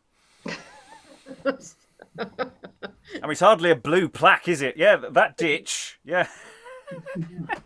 Your ditch. A bench. Can't. No, it's ditch. We've just named the ditch after them. Great. Thanks for that, guys. Isn't history cruel? Yes, I think that's actually a myth, but it's the one that everybody liked. Yeah. I live there, Shoreditch. Yeah. Okay, lots of things going on in this scene, and it sort of speaks to the way the two plays began. That we sort of open mid-incident, and the play just stops mid-incident. And that feels very deliberate. Again, it's like history keeps moving on. This play hasn't been that interested in history. History keeps happening. A messenger comes on every so often and mentions, "Hey, the Wars of the Roses is happening over there," and then goes off again. "Oh, the king's dead. Oh, that's nice." The play doesn't care. Has no interest in the wider factional stuff at all. And this ending is just like that. It's this thing of, well, there's going to be another king, and another king's going to come in, and there's Lady Anne who says nothing, and it just everything keeps on going. We get stuff about the Order of the Bath. Nobody cares, and I just love the fact that I repeal our heavy sentence against Shaw's wife. And she's dead. Yeah, of course I do. I wouldn't have said it otherwise. Lois. Yeah, I'm sure everybody's noticed this, but there's this obvious symmetry that the first scene of the first play began just after King Edward had got married, and this one, involves Richard getting married. That's obviously deliberate, since this isn't the right order of events at all. No. Historically, yeah. I don't know. I think that's right. If we open and close with a wedding, if we can reuse the confetti. Yeah. That's the really cheerful stage manager having to sweep that up every show. Does anybody know, did Richard actually institute the Order of the Bath? I don't think so. I don't think so either. Someone will Google. I like Fogg. He didn't obtain it, ordain it. He did invest various people, but he didn't set it up. Yeah. Fogg. Fogg made it. Team Fogg. The forger, the lawyer. He makes it, right. Well, he makes it. Useful. The Shores are dead, but Fogg lives. Are you surprised that a lawyer survives and thrives? Right. Well, I honestly thought that if they were going to do Rufford, they'd have to do Fogg. Right. No. But there's no reason given for his pardon. He's a lawyer. He's useful. Right. Yeah. And he's just watched his the other chap get horribly, brutally murdered. This, oddly enough, that makes an impression on a servant.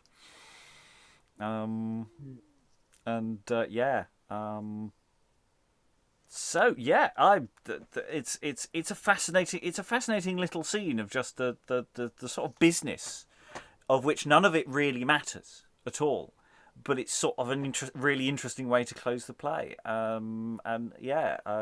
bookending point's really nicely made. Other thoughts about this scene before we go into final thoughts about the sequence of this epic two-parter.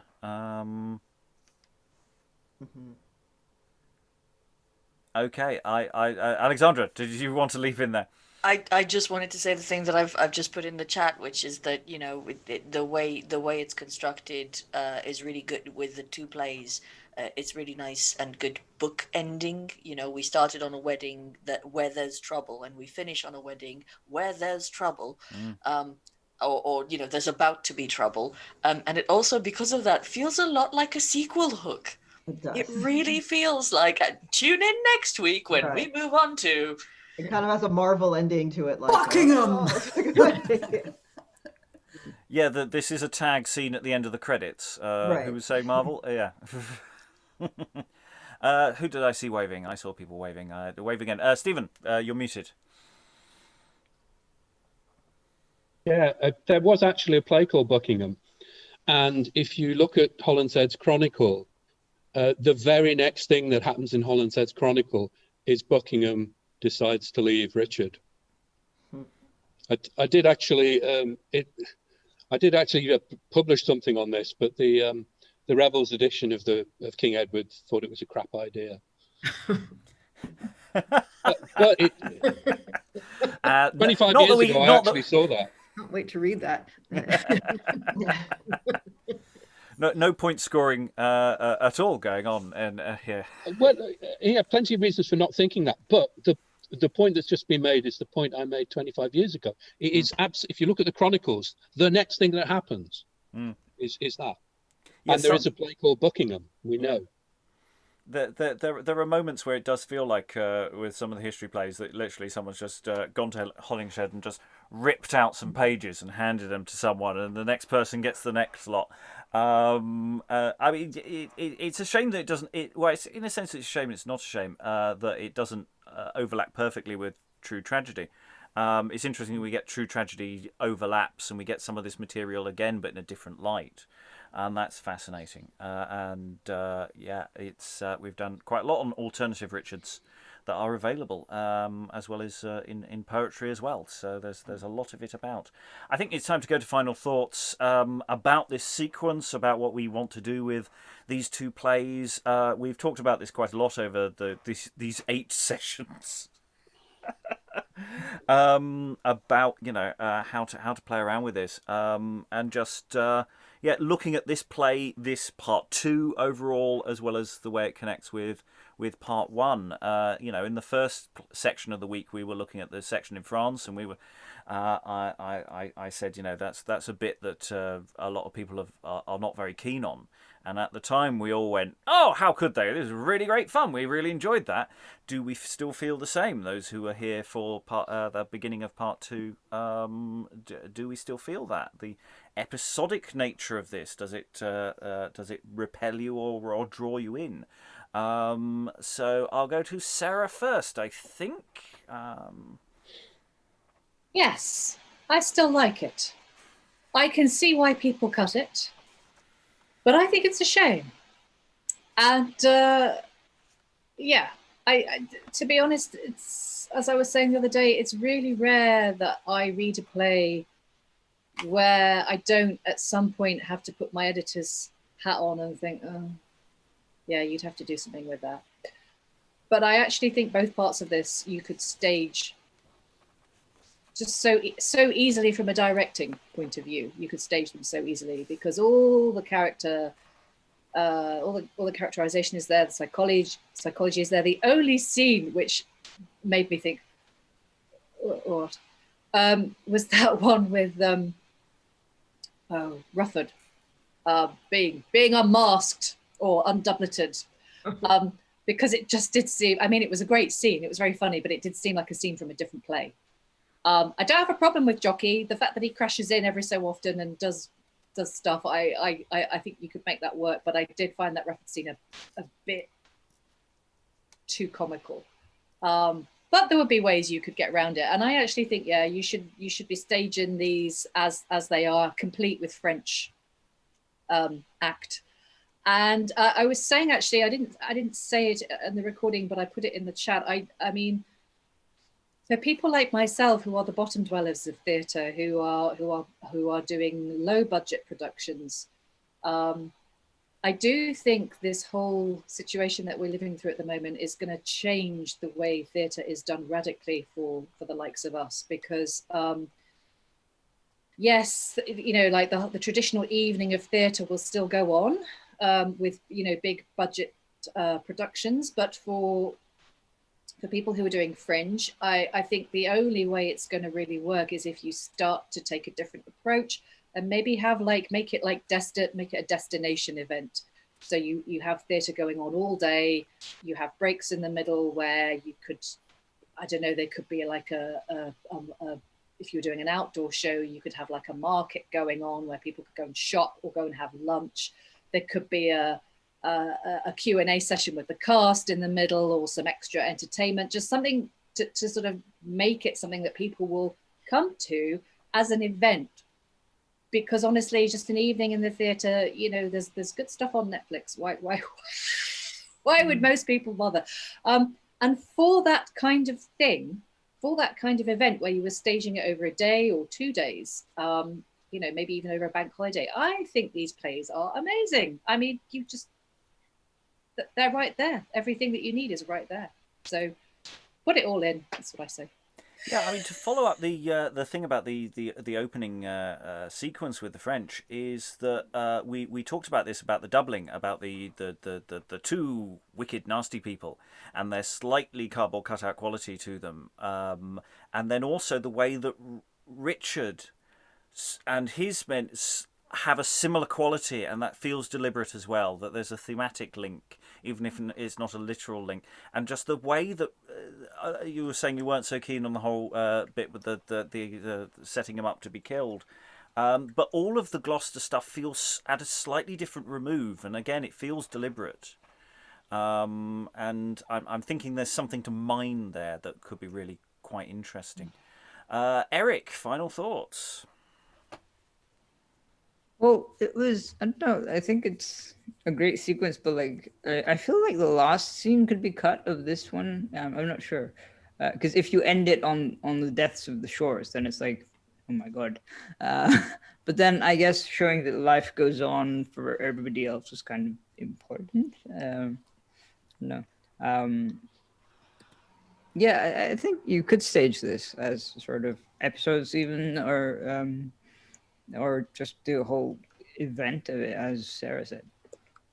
Yeah, we've talked quite a lot about you know, the digital possibilities with this as being an ongoing series, and yeah, I think talking about cutting the ending, it's where if you want to carve out a play that's basically Jane Shore, as we talked about yesterday, that's sort of part of that logic, where you're creating a different work out of this material, this wealth of material that we've got. Stephen, final thought? Well, on the other hand, I mean, one of my thoughts was, many years ago now, a great critic said, you know, that basically this is sort of doing the job of the novel, this multi-part history play. You know, this is giving us a kind of a spectacle of a nation, if you like. It's a form of nationhood. So from the point of view of what we've done, I think that's one of the things I've got from it.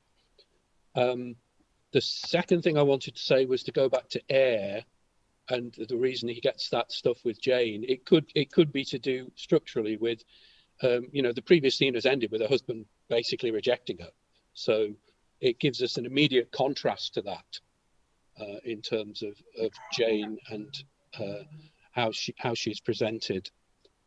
And what's the third thing? Oh yeah, the third thing is, we've spoken a lot about the way in which this is a kind of shared common consciousness of a historical past, and particularly in relation to a place. And something was niggling me. So I went and had a quick look, and Jane Shore lived about 40 years after this. Yes. This is Thank all you. it's all a complete invention. Yeah. She dies well into the reign of Henry VIII. And so I was just wondering, with my sort of historian head on, I was wondering how people might have taken this. I wonder how aware they were of what really happened, given that London locations, I think, would have, where I live, I know things that happened 100 years ago at specific places. I'm sure the same is true of London. There's plenty to link Jane Shore to London. So I just wonder how original audiences might have taken this kind of Dickensian swooning, and what implications that might have for the way we understand the job these plays are doing. Oh, you're not going to introduce real history to these things, are you? I mean, that's... I'm trying to get Helen to give me another compliment. Lisa,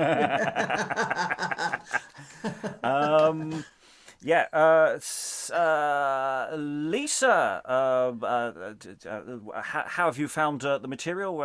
Any final thoughts from you? I appreciate your comment about how the machinations of Gloucester and everything were kind of on the side and not centered. Having witnessed an awful leader that sucked up all the attention, like you could see how in these plays, how like the waves of it, how it just radiates out into everyone's life, and also how specifically awful he is, where it's so easily to just do a paper villain because that's this is, but the horror is really in the specificity, and and so you could stage this with a lot of hangers-ons, like, oh, Aaron Moore, that's good, man, that's, and just like how everyone is forced to suck up to him and like go along with this because they had even less choice as a king. So that was an interesting view, just to this tail end of this, being familiar with that character, in other places. Yeah, it's really interesting with the True Tragedy, where Richard isn't a villain in the same way at all. It's the hangers-on who actually push him forward. They're the ones turning up to Gloucester, going, King, sir, and how that creates a monster. And so we have these different interpretations of how he functions as a character. And we've talked about this week the more we go into history that we vaguely know as a culture. Lots of people know about the Princes in the Tower and the various, whereas at the beginning of this sequence, nobody really knows anything about Edward IV very much, and so the further we go into this, the more clashing interpretations start sort of ramming into us. It's really, really interesting mix. Alan, technical issues aside, catching as much as you have this week, final thoughts? Yeah, I mean, the small bit that I've actually heard, I've quite enjoyed. Unfortunately, I missed the first 3 sessions in full and about a third of this one due to internet issues. I think there's a lot to be mined. I must admit that taking the 2 plays together, it's a hell of a lot of text. I think one would need to go with the sort of concept that Sarah was talking about trying to do it over an extended period, 2-3 days, and giving people breathing space in between. But it has just occurred to me, you could actually do the final act or scene 23 as a standalone piece on its own,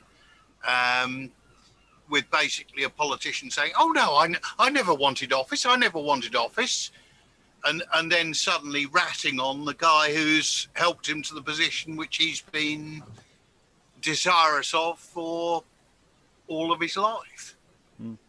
It is interesting that this is a text that you almost have to go big, or you just have to use it as material. I'm not sure a middle ground is particularly great. If you start cutting it substantially, then there's a question of what survives and comes out the other end. Lois, final thoughts? Yeah, I mean, Sarah's idea is very like the sort of, certainly American festivals in the summer quite often have that kind of formatting. I mean, with lots of plays being put on and lots of other activities. sort of around them. And I think it would work very nicely. I mean, like her, I really enjoyed the whole play. And I think the only thing I would cut actually is that bit about the order of the bath, which just seems so pointless. I mean, So I think random.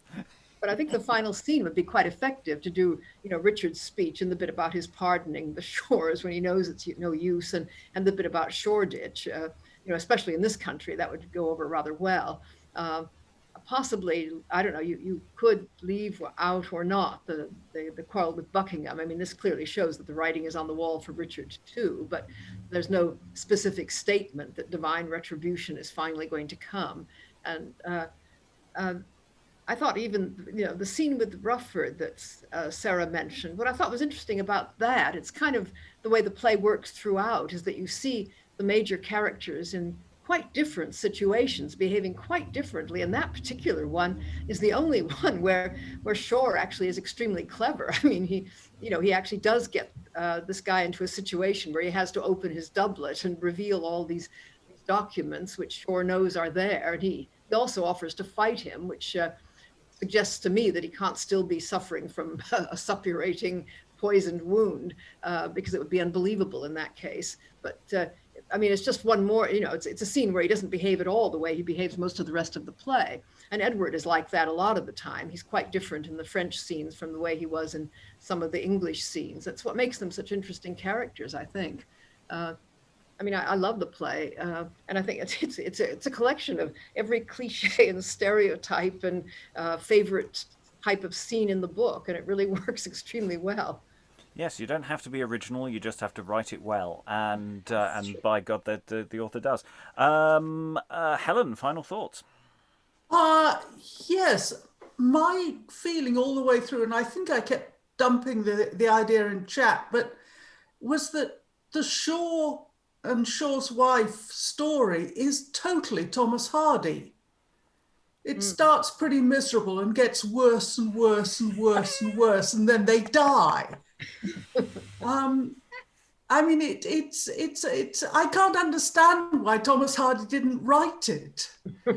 That was, I mean, it seems the whole play seems very unusual in that this enormous character of Jane Shore in the middle of an early modern play. It does strike me as very un-early modern in so many ways. The other thing is that obviously the thing to do is to find somebody who knows HBO's telephone number. Yeah. I mean, that's what we've got to do. Get hold of HBO. Yeah, we're just, Netflix. We're here. We can do it. We're cool. Cool. Someone make a pitch. Yeah. Oh no, I think that the nice thing about history plays or any of these 2-part plays is that actually they would make a really nice little miniseries, and this one would function really well as a miniseries. You could do it in 6 episodes of varying length, especially with the way digital television works now, where episodes don't have to be a set format length. So some of these episodes are relatively brief and some of them are quite long. You can do a certain amount of dramaturgical work to make the episodes work better individually, but this one would pitch incredibly well for that.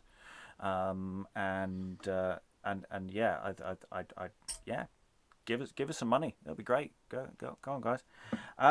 Lynn, I don't think I've come to you. Final thoughts?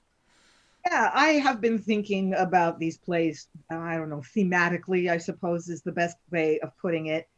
I mean, when you think about history plays in the early modern period, and, I agree with Helen, there's something so different about this. I mean, it's one thing to write the true tragedy where you write a play about a king who was defeated in battle and whose line of succession was basically kind of diverted, and whose vilification serves the current regime. It's one thing to write a play like Woodstock where a king has his own uncle murdered, or a play like Edward II, where a king is manifestly unfit for his office, where the historical king is someone who is deeply flawed. But going kind of back to Stephen's point about history, Jane Shore may very well have ended her life in bourgeois respectability. She kind of disappears from the record, but her ending was not necessarily tragic. But this play makes it that. And Edward IV ruled for decades pretty peacefully and pretty successfully. But this play he doesn't come off well in this. So, I mean, I think what's really interesting to me is that this play is so subversive in relation to absolute monarchy and the whole kings are rubbish thing, in that it critiques a monarch who was not an obvious target for critique in terms of the actual history. So I think that's got to be important, that monarchy itself, like any flawed human being with that much power, is going to create trouble. I just think that's really important for how these plays work. Yeah, the second play really doesn't engage with the same issues of Edward's power as the first one did. I mean, he still doesn't come across desperately well. But it's also that I think the play sort of deliberately doesn't engage with a nice arc that follows Edward's life. It's again, it's not like Richard III, who dies in battle. Therefore, you have a really nice shape to his life. Right. And one more thing I was going to say is, like we talked yesterday about, Edward doesn't get a death scene. You could have undone a lot of the damage that this story does to Edward's character and reputation if you'd just given him a death scene where he says, I've kind of lived kind of a bad life and I'm sorry now. But the play declines to redeem him. I think that matters. And it's almost, it's by that point in the narrative also the players just clearly decided these are the people we're interested in. Mm-hmm. And these are the people who we're following as they happen to be in the life of Edward. It's almost a shame that Edward's in the first scene of the first play. That if he just turned up halfway through the rebellion and just saunters in having an argument about who he's got married to, and make it almost more pointed that the plays are not actually interested in the person they purport to be interested in. There are interesting games about where one arranges things that maybe could be played around with. Alexandra, I think you are last. Final thoughts, please. I agree with you on that point about Edward, the framing device. And I think that's one of the things that might make it difficult for a modern audience to kind of get behind. You either promise me a play about, the man and his times and his kind of context, or you don't, but you don't call it that. But setting that aside, I think it would. I also agree with the people who have mentioned that this would sit really well as a mini series or as a kind of a theatrical sequence. I'm happy to stand at the Globe for 6 hours to watch 2-3 plays in a row. So it's and not be there on my own. So I think that it's definitely something that could be marketable as a sequence of, let's say, you put 2 intervals in between, you've got 4 pieces, or 2 plays which you can watch separately or together, or something like that. The National Theatre did Ronna Munro's 3 plays about the 3 King Jameses, both separately and all together, and that went down really well. The other thing is, I think whichever way it's done, there is an extant structure to it. There's a really good construction of the way the plot goes, the way the characters evolve, etc., that I think it's tempting to look at and go, oh, I can't really do that, or I don't really like that, let me change it. But if, whoever was staging this, if they went really sort of confidently at staging the play as how it's written, and trying to solve those problems within the writing itself, by applying whatever's available in the writing itself, I think there are some very interesting, very revelatory things that would come out of that. And I think as a modern audience, we would be very, very drawn to these characters that have such interesting journeys, and these, even when the ones that aren't around for a very long time, they have complete arcs. Hobbes, you don't feel like you kind of in the previous play, you don't feel as though he's kind of we've lost what his story was just because he's not around. Things happened and then it was a complete story and that's it. Selinger has a story between the two plays, and so on, as well as people like the Shores who are kind of more central. So yeah, I think other than this potential issue of the history is just off screen, or just off stage, which can be really jarring, especially in these later scenes where we start, as a modern audience, I think we're more likely to recognize what the actual history is and sort of go, but wait, hang on, I know about that plot, and I know about that person dying, and I know about that, the Gloucester related things. Aside from that, or if that's kind of resolved, I think this is a really, really interesting and very kind of rich and beautiful play to put on. However, as a play, as a miniseries, as a whatever. Yes, I mean, one of the final things to say is that it's incredibly hard to sell plays, individual plays, because if nobody's heard of the play, selling the play is a waste of time because nobody cares about the play, because they've never heard of the play, and until they buy into the play, they're not going to come and see the play. However, if we did an event and they can buy into the idea of the event and it's a big historical thing, that's infinitely more marketable. So actually the fact that this is ridiculously large actually makes it easier to put on than if it's a really beautifully honed short thing. I mean, okay, we might have to put our shirts on the line, but the potentiality of this play and some of the other history plays as well on combination is enormous. We really need to end here. Sadly, we've run out of time. All that remains to thank is not only everyone who is in here in this room today, but everyone who's been in the room for the last 7 sessions up to this session. Also, like to thank Greg for helping present us with the script, and everyone else who's been working behind the scenes. All that remains is to say farewell, everyone. Bye. Bye.